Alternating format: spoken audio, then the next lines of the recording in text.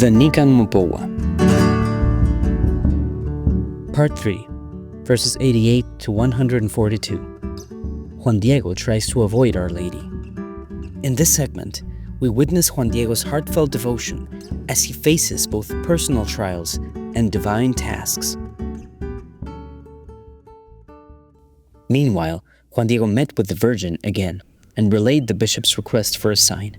She reassured him, saying, "That is fine, my little son.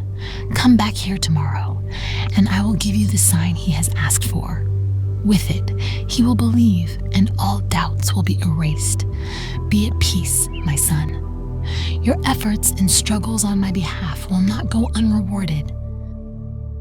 The following day, however, Juan Diego did not return to Tepeyac. His uncle, Juan Bernardino, had fallen gravely ill, and Juan Diego stayed by his side, seeking a doctor in vain.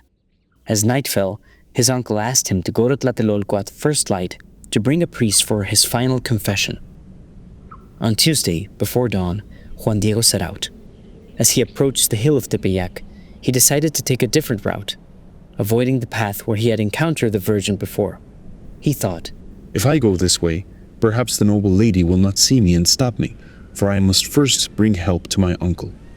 But as he reached the other side of the hill, the Virgin appeared before him, descending from the summit. She greeted him warmly, asking, "My youngest son, where are you going? What troubles your heart?" Overwhelmed, Juan Diego knelt before her, explaining his uncle's illness and his urgent errand.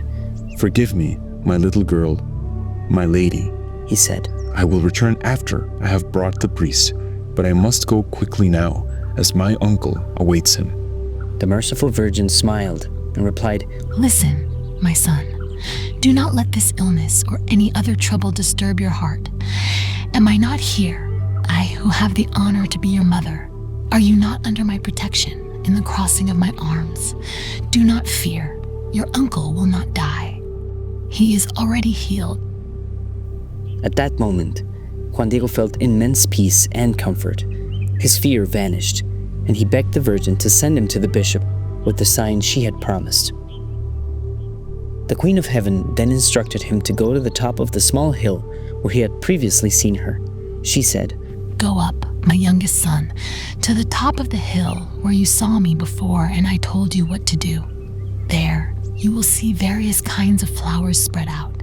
Cut them, gather them together, and bring them here into my presence." Juan Diego climbed the little hill.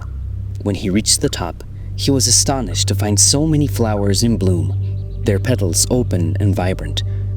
These were flowers of every kind, lovely and beautiful, like those of Castile.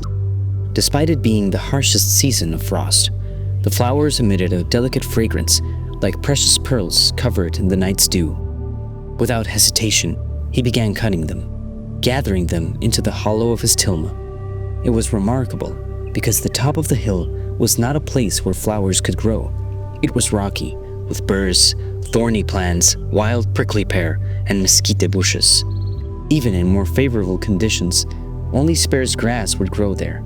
And yet, this was December, when the frost destroys all vegetation. He descended the hill and brought the flowers to the Heavenly Maiden. When she saw them, she took them into her venerable hands. Then she placed them back into the hollow of Juan Diego's tilma. She said, "My youngest son, these flowers are the sign you will take to the bishop. Tell him that in these flowers he will see my desire and must fulfill my will. You, my messenger, are the one I trust completely. I strictly command you to show the bishop the flowers only in his presence. Tell him everything you saw and admired on the hill, and that I ordered you to cut the flowers.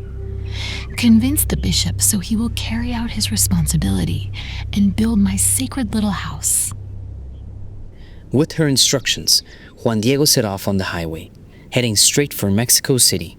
His heart was now at peace, filled with joy and hope that the flowers would resolve everything.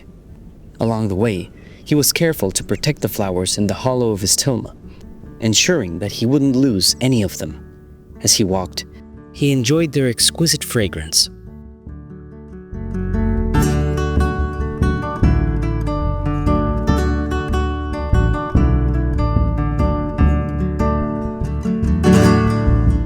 Nican Mopohua is brought to you by Juan Diego Network, featuring an original translation and adaptation of the text for the English language.